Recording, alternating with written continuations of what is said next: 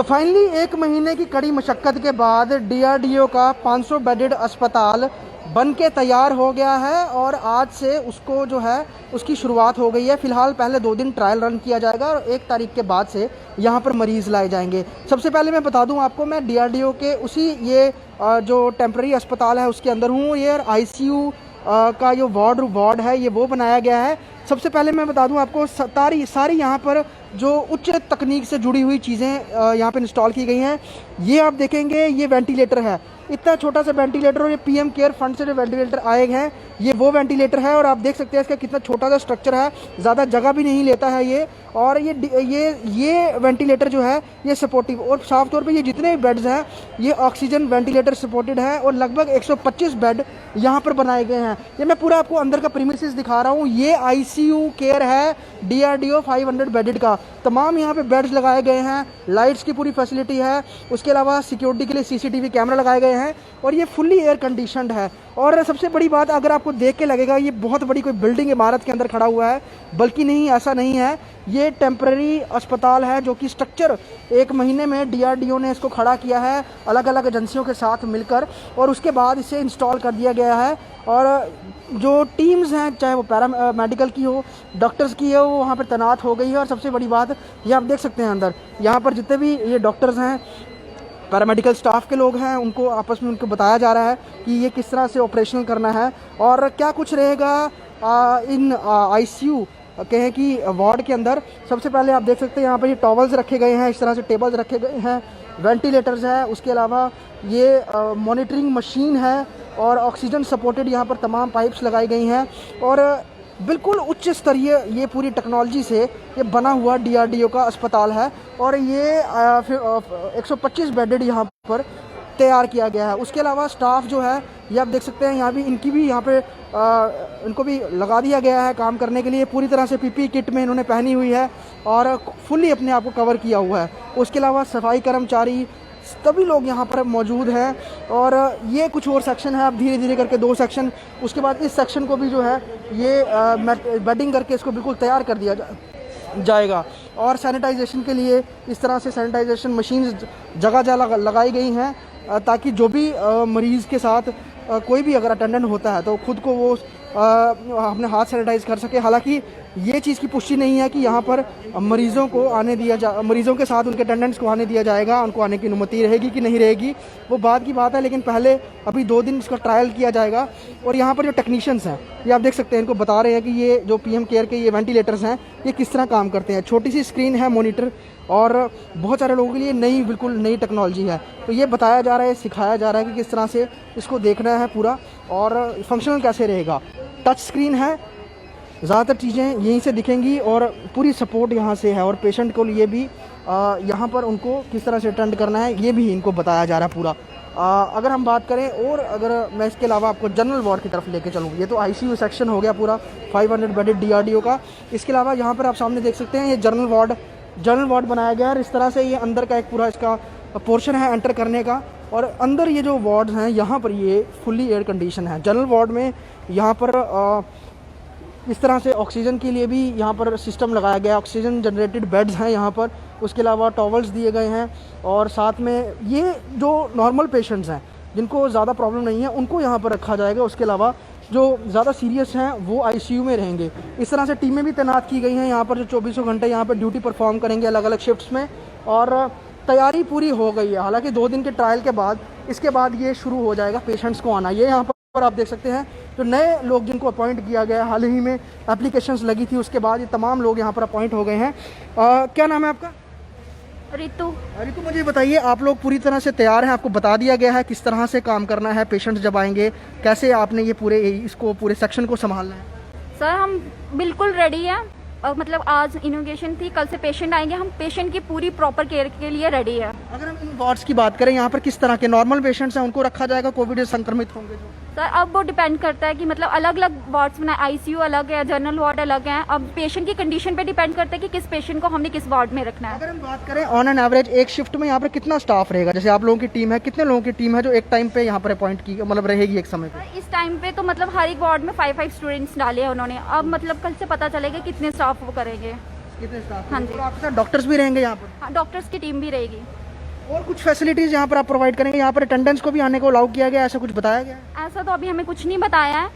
अगर पेशेंट होंगे तो पेशेंट की हम ही फुल केयर करेंगे उनकी।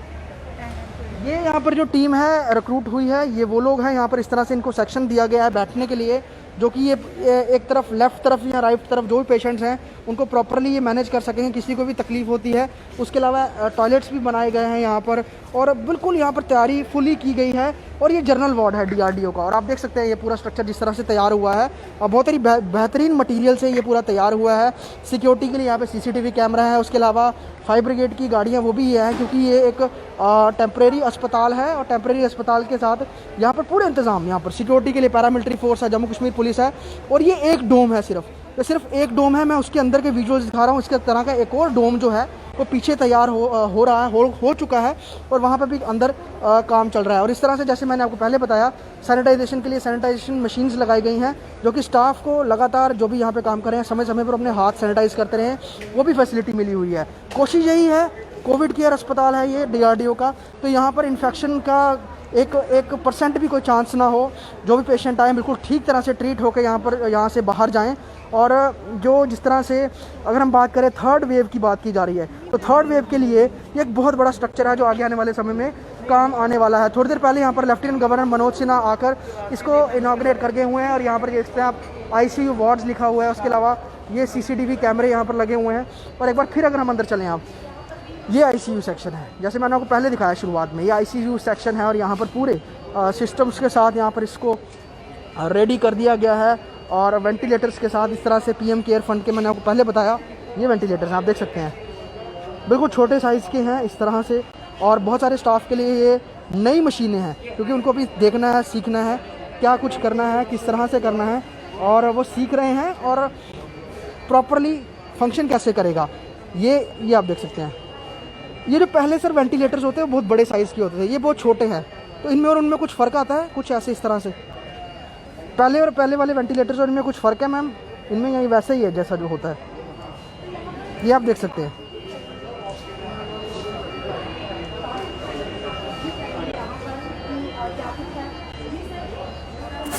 लेकिन अभी वक्त लगेगा, कई लोगों के लिए ये चीज़ें बिल्कुल नई हैं, कुछ खास तौर पे ये वेंटिलेटर्स की बात करें बिल्कुल नए हैं, और तमाम ये 125 बेड्स के साथ ये यहाँ पे इंस्टॉल किए गए हैं। मॉनिटर्स भी लगाए गए हैं, उसके अलावा बेड्स जो हैं वो पूरी तरह से तैयार हैं। और जिस तरह से कल हमने देखा था कि जो एकाएक जो डेथ रेट है वो जम्मू कश्मीर यूनियन टेरिटरी में एक बार फिर बढ़ गया था, तो उसके बाद लोग जो कि एक सोच रहे थे कि 31 मई के बाद जो छूट मिलेगी, और लेकिन छूट तो आगे मिलेगी, उसके लिए तैयारियां चल रही हैं।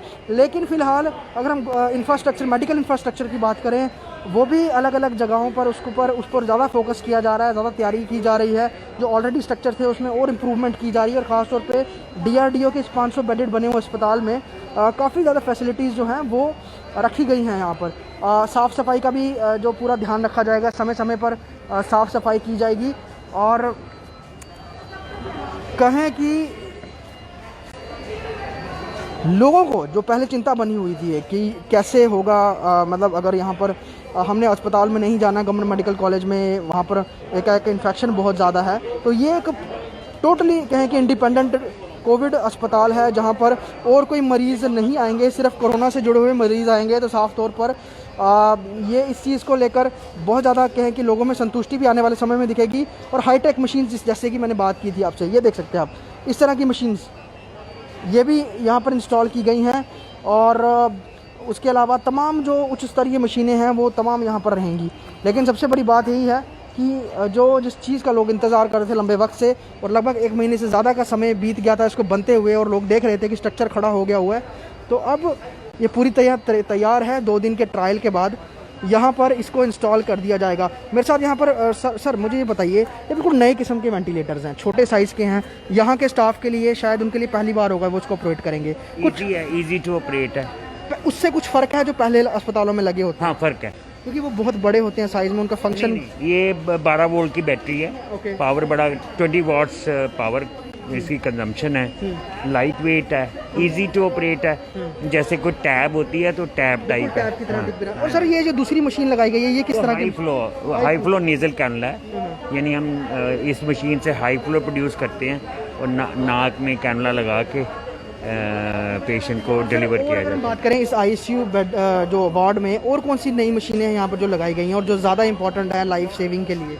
ये सारी ही इम्पोर्टेंट हैं, जैसे हाई फ्लो है, उसके बाद वेंटिलेटर है, नेबलाइजर्स हैं, उनकी मॉनिटरिंग है, ये मॉनिटर लगे हुए हैं और स्टाफ जो है वो ट्रेन होके आ रहा है जीएमसी से, तो सारा कंट्रोल तो प्रिंसिपल मेडिकल कॉलेज का ही है। तो सर पेशेंट्स की अगर हम बात करें वो कब से यहाँ पर उनको यहाँ पर लाना शुरू किया जाएगा?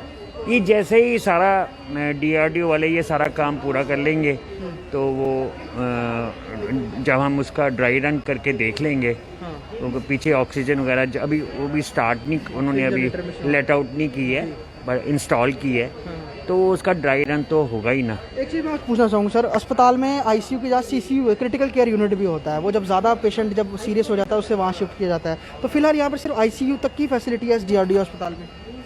मतलब एक आईसीयू में जो होना चाहिए वो सब कुछ है सारी। इससे अगर ज़्यादा क्रिटिकल पेशेंट होगा तो उसे फिर कहीं और शिफ्ट किया जाएगा? अगर इससे ज़्यादा कोई क्रिटिकल होगा तो हम जीएमसी में भेजेंगे। जीएमसी भेजेंगे, मतलब जहाँ तक अगर आईसीयू की ज़रूरत है वहाँ वो पेशेंट्स यहाँ पे रखे जाएंगे? नहीं, आईसीयू ये आईसीयू ही है, लेकिन जीएमसी में क्योंकि पूरी फैकल्टी है तो वो भी तो हम इसी का ही हिस्सा है ना, ये ऐड ऑन है ना टू जीएमसी।